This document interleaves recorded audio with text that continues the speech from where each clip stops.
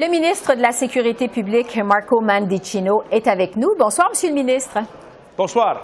C'est toujours pas clair, cette histoire d'ingérence à la Chambre des communes. L'opposition revient toujours avec la même question au premier ministre Trudeau. Je vous la pose. Est-ce que nos services de renseignement, nos fonctionnaires ou nos policiers ont déjà informé le premier ministre d'ingérence chinoise dans nos élections? Est-ce qu'il y a des informations à cet effet qui sont déjà venues aux oreilles du premier ministre? Mais écoute, je veux dire que les menaces qui est posées par l'ingérence étrangère est un sujet, un enjeu que le gouvernement prend très au sérieux. Et ça, c'est la raison qu'il y a deux panels qui étaient créés par le gouvernement pour examiner les élections fédérales à 2019 et aussi 2021.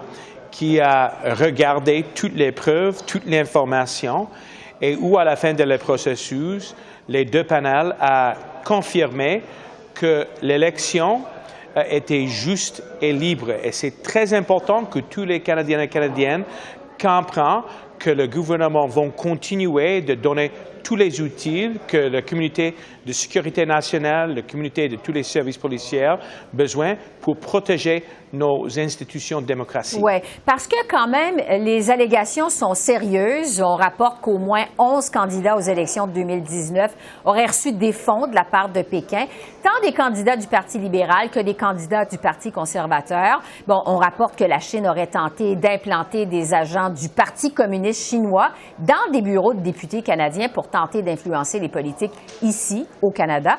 Est-ce que, à la fin du compte, les Canadiens vont pouvoir avoir confiance que la lumière va être faite sur cette affaire, sur cette possible ingérence de la Chine? Oui, et pour quelques raisons.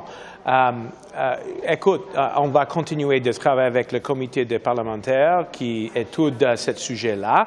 Ça, c'est une mesure de transparence qui contribuait à la confiance des Canadiennes et Canadiennes. Mais je veux aussi souligner que les outils que nous donnons à nos services d'intelligence et nos services policiers est très efficace. Par exemple, sous le projet de loi C-59, il y a des mesures qui peuvent réduire les menaces posées par l'ingérence étrangère. Mais on avait aussi créé NCIRA. Et ça, c'est un agent qui est indépendant du gouvernement, qui peut regarder toute l'information. Il y a aussi NSICOP et des autres mesures qui sont là pour contribuer à la confiance. Et c'est essentiel pour protéger nos institutions de démocratie. Toujours sur la menace de la Chine, Monsieur le ministre, mais sur un autre sujet, parce que vous étiez à Vancouver dimanche dernier pour le dévoilement de la nouvelle stratégie Indo-Pacifique du Canada. Dans ce plan, vous dites que la Chine est une puissance mondiale de plus en plus perturbatrice, je cite votre gouvernement. Dans la stratégie que vous avez présentée dimanche, vous annoncez des fonds pour la cybersécurité et pour renforcer la sécurité publique dans la région Indo-Pacifique. Quels sont vos objectifs exactement? Mais écoute, je suis très fier d'être là pour le lancement d'une stratégie qui met un focus sur l'Indo-Pacifique. Ça reconnaître la réalité que le Canada est un pays pacifique. Ça reconnaître qu'il y a plein d'opportunités pour le Canada au niveau d'économie, au niveau d'innovation, au niveau de créer un monde qui a des prospérités, mais c'est aussi une stratégie qui prend une approche qui est intégrée pour protéger les intérêts canadiens au niveau de sécurité nationale. Et ça, c'est la raison qu'on avait annoncé environ 100 millions de dollars pour ajouter des ressources pour CSIS, pour la GRC et aussi pour l'ACFC. Et avec cette ressource, on peut, oui, comprendre où sont les menaces. Et en tant que ministre de la Sécurité publique, je vais assurer tout le monde que ces ressources vont être utilisées dans une manière qui est très efficace. Évidemment, on va suivre cette stratégie, son déploiement de près. Je veux revenir avec vous sur la commission Rouleau, sur l'état d'urgence. Bon, vous avez témoigné devant cette commission la semaine dernière, tout comme M. Trudeau. Évidemment, on attend les conclusions du juge Rouleau, mais à la lumière de ce que vous avez entendu, Est-ce que vous pensez qu'il y a des choses qui pourraient être améliorées dans la loi sur les mesures d'urgence? Oui, et je pense qu'il y a des leçons qu'on peut prendre ou ramener à la fin de l'examen qui était géré par le juge Rouleau.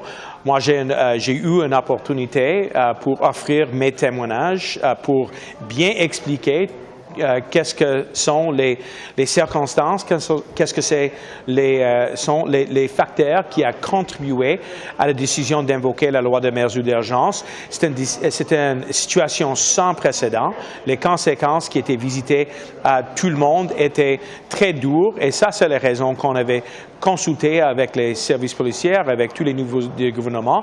Et ça, c'est la raison qu'on avait invoqué cette loi spéciale. Mais maintenant, comme le juge Rouleau a dit à la fin de le témoignage, après tous les ministres, y compris le témoignage de le Premier ministre, qu'il a maintenant toutes les preuves et toute l'évidence qu'on a besoin pour rendre un rapport. Donc, nous sommes très anxieux d'avoir l'opportunité pour étudier toutes les recommandations, pour étudier les leçons, donc on peut mieux protéger les communautés. Ouais. On sait que selon plusieurs intervenants de cette commission, il y a beaucoup de choses quand même qui pourraient être clarifiées dans la loi sur les mesures d'urgence, dont notamment son interprétation, dont la définition de la menace à la sécurité nationale.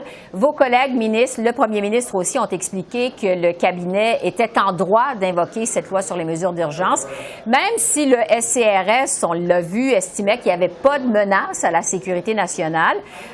Pourtant, la loi stipule, comme on sait, qu'il faut absolument une menace à la sécurité nationale pour justifier l'invocation des mesures d'urgence. Alors, est-ce que cette question-là d'interprétation de la loi va devoir être clarifiée?